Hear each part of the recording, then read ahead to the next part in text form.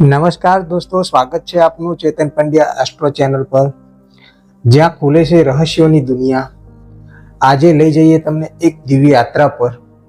ભગવાન વિશ્વકર્માના રહસ્ય, ઇતિહાસ, વાસ્તુશાસ્ત્રની શરૂઆત કઈ રીતે થઈ અને વાસ્તુ પુરુષની રોમાંચક કથા. શું હતું વાસ્તુ અને વાસ્તુ કઈ રીતે ઉત્પન્ન થયું એની કથા પણ આપણે આજે કહીશું. તમારા જીવનમાં જો પૈસા ટકતા ના હોય, નોકરીમાં બોસ સાથે ઝઘડા થાય, પતિ પત્ની વચ્ચે કલેશ હોય, લગ્નમાં વ્યવસાયમાં અડચણો આવતી હોય, ધન ઘરમાં ટકતું ના હોય, ધંધાઓ ચેન્જ થતા રહેતા હોય, આ બધું ક્યાંક ને ક્યાંક વાસ્તુ દોષનું પરિણામ હોય છે. આપના ઘરમાં વાસ્તુ દોષના કારણે આ બધું સર્જાતું હોય છે. તો આપણે એવા રહસ્યો જાણીશું જે શાસ્ત્રીય રીતે વાસ્તુશાસ્ત્રની અંદર શું હોય, એના ઉપાયો, એના મંત્રો અને વિશેષ જીવનમાં કઈ રીતે આપણે બદલાવ કરી શકીએ. તૈયાર છો? તો ચાલો ડૂબકી લગાવીએ આ દિવ્ય રહસ્યોમાં. મિત્રો, આ વાસ્તુ રહસ્યો તમારું જીવન બદલી નાખે છે, કારણ કે વાસ્તુમાં બહુ બધું છુપાયેલું છે. આગળ પણ આપણે ચર્ચા કરીશું, પણ એ પહેલાં લાઈક કરો અને ચેનલને સબસ્ક્રાઈબ ના કરી હોય તો કરી લો, અને કોમેન્ટમાં તમારા વાસ્તુના પ્રશ્નો પૂછો અને ચેતન પંડ્યા એસ્ટ્રો ચેનલ સબસ્ક્રાઈબ કરી લો. બેલ આઇકન દબાવો. દરેક નવું રહસ્ય તમને આજે જાણવા મળશે. કૃપયા વિડીયોને પૂરો જુઓ અને ચેનલને સબસ્ક્રાઈબ પણ કરો, કેમ કે ચેનલ સબસ્ક્રાઈબ કરશો, વિડીયો પૂરો જોશો અને બેલ આઇકન બટન દબાવશો તો આવા જ વિડીયો ફરીથી જ્યારે પણ હું અપલોડ કરીશ ત્યારે એનું નોટિફિકેશન છે એ તમને સીધું મળી જાય અને તમને ફ્રેશ વિડીયો તુરંત જ પ્રાપ્ત થઈ જાય. વધારે હું આની અંદર ટાઈમ ના લઉં, એનાથી ઝડપથી આપણે વાસ્તુની જે વાત કરવાની છે, વાસ્તુશાસ્ત્ર વિશે જે વાત કરવાની છે, એના ઉપર આપણે જલ્દીથી વિષય ઉપર જઈએ. દોસ્તો, વાસ્તુની વાત શરૂ કરીએ. એક દિવ્ય વ્યક્તિત્વથી થાય તો એ વ્યક્તિત્વ હતું ભગવાન વિશ્વકર્મા. હા, દેવોના મહાન નિર્માણકાર, દેવોના નિર્માણકાર હતા. દેવો માટે કામ કરતા હતા. પુરાણો કહે છે તેઓ બ્રહ્માજીના પુત્ર, પ્રભાસ અને વરસ્ત્રીના સંતાન હતા. વેદોમાં ત્વષ્ટતા અને પ્રજાપતિ તરીકે ઓળખાય છે. તેમણે વિશ્વનું નિર્માણ કર્યું. આકાશ, પૃથ્વી, સ્વર્ગના જે કંઈ નગરો બનાવ્યા એ બધા જ વિશ્વકર્માએ બનાવ્યા.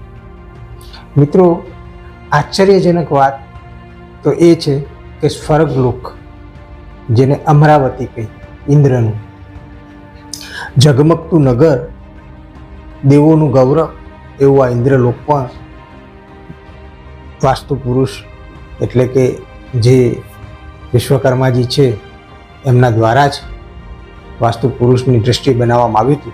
સોનેરી લંકા, રાવણનું જે ભવ્ય નગર હતું, સોનાની લંકા જેને કહીએ છીએ, જે એક રાતમાં વિશ્વકર્માજીએ બનાવ્યું હતું સ્વયં. એથી વિશેષ આગળ વાત કરી તો દ્વારકા, શ્રી કૃષ્ણનું જે દરિયામાં ઝગમગતું નગર, એ પણ વિશ્વકર્માજીએ જ બનાવ્યું. ઇન્દ્રપ્રસ્થ, પાંડવોનું જે રાજ્ય મળ્યું હતું કૌરવો દ્વારા, જે આજે પણ શિલ્પકળાનું પ્રતીક છે, એવું ઇન્દ્રપ્રસ્થ પણ વિશ્વકર્મા દ્વારા જ નિર્મિત હતું.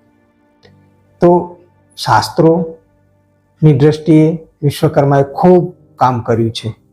અને શાસ્ત્રો દધીચી ઋષિની હાડકીથી લઈ, એટલે કે દધીચી ઋષિની જે હાડકીથી, એનાથી વ્રજ અને સૂર્યના કિરણોમાંથી સુદર્શન ચક્ર અને શિવજીનું ત્રિશૂળ, એનાથી આગળ પુષ્પક વિમાન, આ બધું વિશ્વકર્માજીની કળા હતી.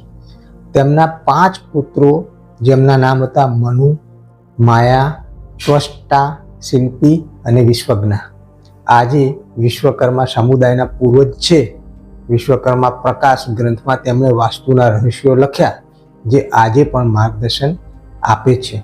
દોસ્તો, વાસ્તુશાસ્ત્ર ક્યાંથી આવ્યું આ 5થી લઈ અને 6000 વર્ષ જૂનું વિજ્ઞાન અથર્વવેદના સ્થાપત્ય વેદમાંથી ઉદ્ભવ્યું છે, જેમાં હડપ્પા અને મોહેંજો-દરોની જે નગરોની રચના થઈ હતી તે વાસ્તુના નિયમો અનુસાર બન્યા હતા.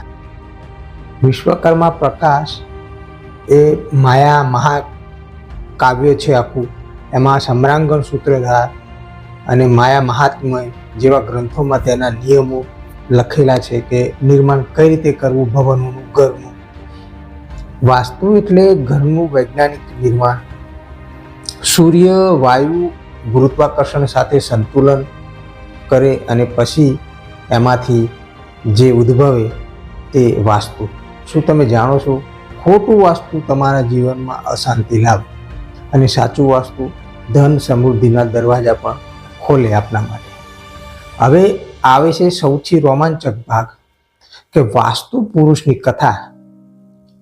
શાસ્ત્રો કહે છે કે બ્રહ્માજીએ એક દિવસ વિશાળ રાક્ષસનું સર્જન કર્યું, જે આકાશથી લઈ અને પાતાળ સુધી એટલો લાંબો રાક્ષસ, મોટો રાક્ષસ બનાવ્યો. અને તેની ભૂખથી એટલી બધી ભૂખ લાગી, આટલો મોટો રાક્ષસ બનાવ્યો એટલે સામાન્ય ભૂખ તો લાગવાની. એનાથી દેવતાઓ ધ્રુજી ઉઠ્યા અને બધા જ દેવતાઓ ભાગમ ભાગ ગયા શિવજી પાસે. અને શિવજીને કૃપા કરી અને ભગવાન શિવે ત્રિશૂળથી તેને પૃથ્વી પર પછાડ્યો અને 25 દેવદાનોએ તેને બાંધી દીધો. ઇન્દ્ર પૂર્વમાં ઊભા રહ્યા, એટલે કે પૂર્વ આરોગ્યની શરૂઆત ત્યાંથી થાય. અગ્નિમાં દક્ષિણ પૂર્વમાં ઉર્જાની શરૂઆત થાય. યમ દક્ષિણમાં ન્યાયના દેવતા છે. નિરુતિ દક્ષિણ પશ્ચિમ એટલે કે દાનવીય શુભ છે. વરુણ એટલે પશ્ચિમ પ્રખ્યાતિ, અને વાયુ ઉત્તર પશ્ચિમ એટલે કે વેપાર માટે, અને કુબેર ઉત્તર એટલે કે ધન માટે, અને ઈશાન એટલે ઉત્તર પૂર્વ ખૂણો એટલે શિવને આધ્યાત્મિક કૃપા માટે. આ રીતે આ ખૂણાઓ ઉપર દેવતાઓએ બાંધી લીધો આ વાસ્તુ પુરુષને. અને પછી બ્રહ્માજીએ વરદાન આપ્યું કોને? વાસ્તુ પુરુષને, કે તું વાસ્તુ પુરુષ બનીશ અને ઘરમાં વસીશ, તને સન્માન જેને આપશે તેને તું સુખી કરીશ, નહીં તો તું તકલીફ આપીશ. એટલા માટે જ તેનું માથું ઈશાનમાં રાખવામાં આવ્યું હતું અને પગ હતા જે નૈઋત્યની અંદર. એટલે ઈશાન દિશા શિવની કહેવામાં આવે છે, જ્યાં આપણે ઘરમાં મોટાભાગે મંદિરો અને સેવા પૂજા કરતા હોઈએ છીએ. તે એકદમ ત્યાં એનું માથું જ્યારે ઊંધો પડ્યો ત્યારે એનું માથું વાસ્તુ પુરુષનું ઈશાન કોણમાં હતું. અને નૈઋત્ય કોણ એટલે કે જે રાહુ અને કેતુનો જે કોણ છે, એટલે કે પશ્ચિમ દિશાનો અને દક્ષિણ દિશાનો ખૂણો. તો એ ખૂણામાં એમના પગ પડ્યા હતા.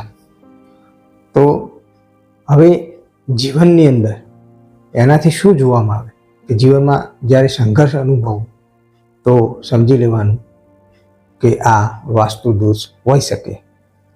ધનની અસત, પૈસા ટકતા ના હોય તો શું સમજવાનું કે ઉત્તરમાં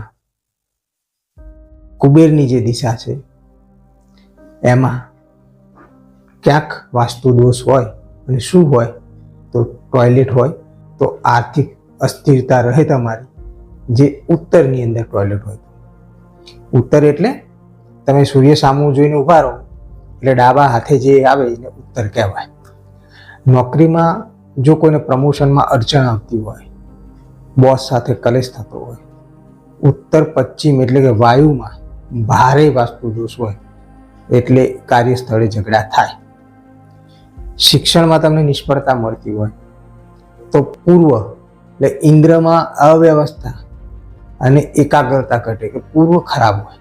પૂર્વ કોણ જે સૂરજ ઉગે છે ત્યાં તો પણ એકાગ્રતા તમારી ઘટે, જેથી શિક્ષણમાં તમને તકલીફ પડે. પતિ પત્ની વચ્ચે કલેશ હોય તો દક્ષિણ પશ્ચિમ નૈઋત્ય દિશા ખાલી જગ્યા વધારે રાખવામાં આવી તો સંબંધોની અંદર તિરાડ પડે. પરંતુ તમે દિશાઓનું જ્ઞાન ચોક્કસ મેળવવું હોય તો તમારે કંપાસ અથવા તો સૂરજ સામા ઊભા રહો, એ પૂર્વ, તો પાછળ તમારું પીઠ છે એ પશ્ચિમ, અને ડાબો હાથ છે એ ઉત્તર, અને જમણો હાથ છે એ દક્ષિણ. આટલું યાદ રાખવાનું. હવે લગ્નમાં અવરોધ આવવા માટે, લવ મેરેજ માટે દક્ષિણ પૂર્વ એટલે કે અગ્નિમાં દોષ હોય તો પ્રેમમાં અડચણ આવે, અને અરેન્જ મેરેજમાં સેમ વસ્તુ ઈશાનમાં દોષ હોય તો પારિવારિક સંબંધોમાં પણ અવરોધો આવે.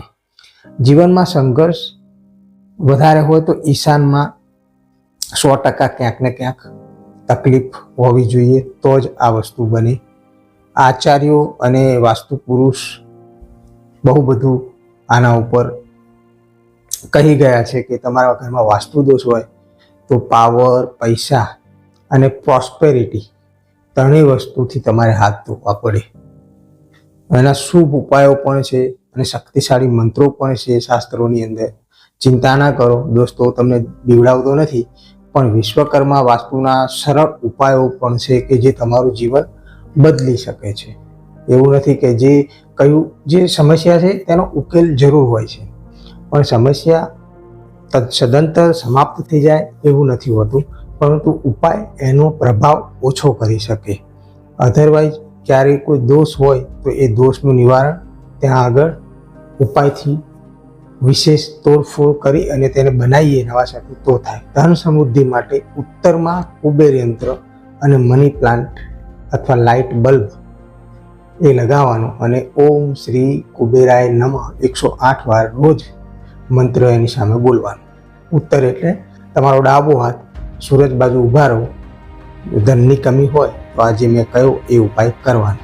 નોકરી અને પ્રમોશન માટેની વાત કરું તો ઉત્તર પશ્ચિમમાં વિન્ડ ચાઇમ એટલે કે વાયુ જે છે એનો મંત્ર છે ઓમ વાયવે નમઃ. 21 વાર સવારમાં કરી લેવાનો આ મંત્ર, અને આ તમારી વસ્તુમાંથી છુટકારો મળશે. શિક્ષણમાં જો કંઈ તકલીફ હોય તો પૂર્વમાં સ્ટડી ટેબલ કરવાનું અને સરસ્વતી યંત્ર સ્થાપિત કરી દેવાનું. ઓમ એમ સરસ્વતી નમઃ 11 વાર જાપ કરી લેવાનું, તો તમારે શિક્ષણની અંદર પણ આ દોષ નહીં રહે.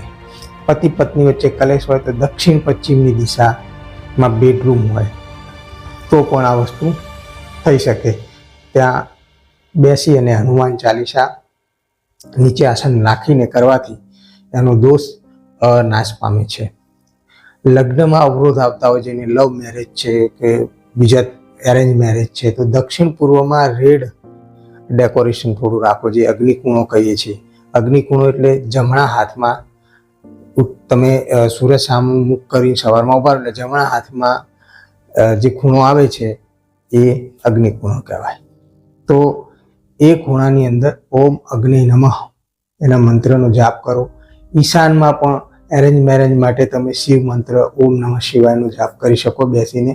તેનાથી ઘણ ખરાબ પ્રભાવ દૂર થઈ જાય. મિત્રો, સંઘર્ષ દૂર કરવા માટે ઈશાનમાં તુલસી અથવા તો વાસ્તુ પુરુષનો એક મંત્ર છે ઓમ વાસ્તુ પુરુષાય વિદ્મહે. આને 11 વાર તમે જાપ કરો તો ત્યાં પણ દોષનું નિવારણ ચોક્કસ થતું હોય છે. આ ઉપાયો વિશ્વકર્મા પ્રકાશના શાસ્ત્રીય નિયમો પર આધારિત છે. આજથી તમે એવો અમલ કરો કે આ ઉપાયો તમે નિરંતર કરો. વિશ્વકર્માજીનો ઇતિહાસ, વાસ્તુ રહસ્યો તમારું ઘરને સ્વર્ગ બનાવવામાં બહુ જ મદદ કરશે. અને આવતા વિડીયોમાં પણ મળીશું તો આવા જ રહસ્યો સાથે મળીશું, પરંતુ એ પહેલાં ચેનલને સબસ્ક્રાઈબ કરી લો. વાસ્તુની આખી સિરીઝ આવવાની છે, જેમાં આપણે A to Z વાસ્તુ વિશે જાણકારી પણ મેળવીશું અને વાસ્તુ વિશે શીખીશું પણ ખરા. તો અત્યારે ભલે હું આટલું જ કહું છું, પરંતુ આવનારા એપિસોડમાં ફરીથી જ્યારે મળીશું ત્યારે નવા રહસ્યો સાથે ફરીથી આપણે ચર્ચા કરીશું. જય વિશ્વકર્મા.